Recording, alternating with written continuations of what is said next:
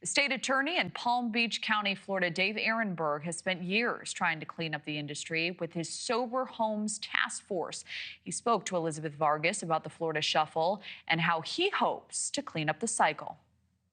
Dave, you said that this entire industry has been corrupted. You've even called it a total scam. How is this working? It's $1 billion business in Florida, rehabs and sober living facilities. How are they bilking people? So what happens is they lure you down and then they send you to a inpatient rehab or a detox center, and then the kickbacks start. And then when your insurance runs out, the insurance then pays for an outpatient treatment center. A sober house.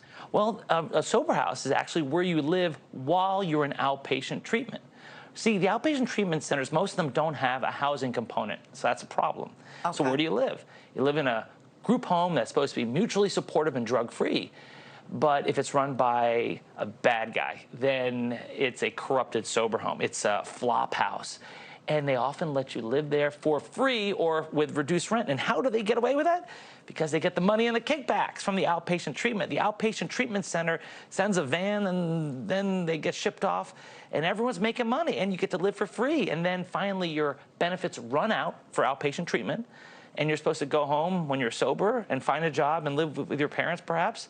Or you can relapse, get free drugs, and the cycle begins anew. Are they actually helping people relapse? I mean, are they providing them with substances, with drugs, or encouraging them to drink when they shouldn't?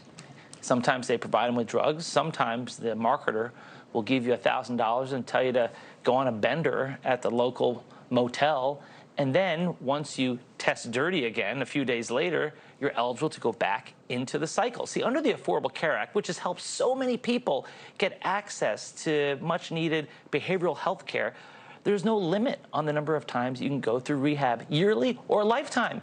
So the bad players actually are incentivized to keep doing this. They get paid more, and the good guys get paid less. What is this Florida Shuffle we've been hearing about, where people are cycling in and out from what you just described? Basically, they're going to rehab, they go to sober living, then they go back to rehab, and then they go back to sober living, and everybody's getting paid. That's it. That's the Florida Shuffle, where the only part that's not incentivized is sobriety. You can't make money on sobriety. And so if you are a bad player in the industry and you care more about money than you do about your patient's health, you are luring them down. You are making sure that they go through the inpatient care, the outpatient care, they get a subsidized sober home, and then you give them money or drugs to relapse again and again and again until the person dies. It is subsidized by the federal government, which is the greatest scandal of them all. The same laws that have helped so many people get well have led to others' demise. Why are the bad rehabs able to make all this money off the federal government and the good rehabs aren't? Because the director of the Florida Association of Recovery Residences says that the good rehabs are suffering. He said, quote, "The good guys are having trouble keeping their beds full, and the bad guys are saying, if you want to shoot dope in the bathroom, go ahead." Because the people here who get involved in the Florida Shuffle, the patients, are often willing victims because they suffer from the brain disease of addiction. Their brain changes. It's rewired because of these drugs.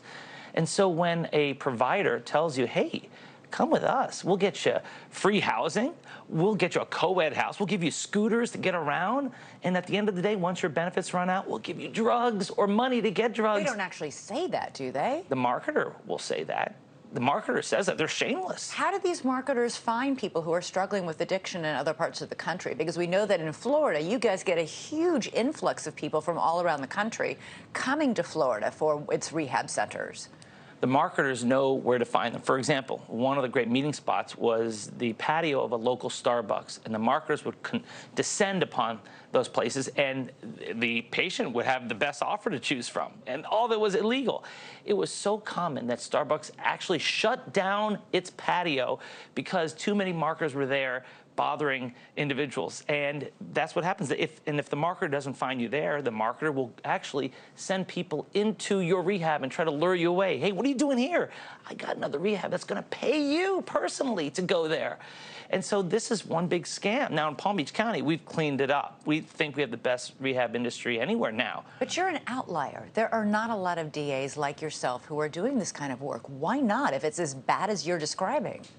Well, it takes a lot of time, energy, and you have to prioritize this And when in other communities, they're not even aware of it. You know, if this is under the surface until it gets to a critical mass, a crisis point, it will largely be ignored. And it's a shame because it is costing lives. Thanks so much for watching. Go to joinnn.com to find NewsNation on your television provider. And don't forget to click the red subscribe button below to get more of NewsNation's fact-driven, unbiased coverage.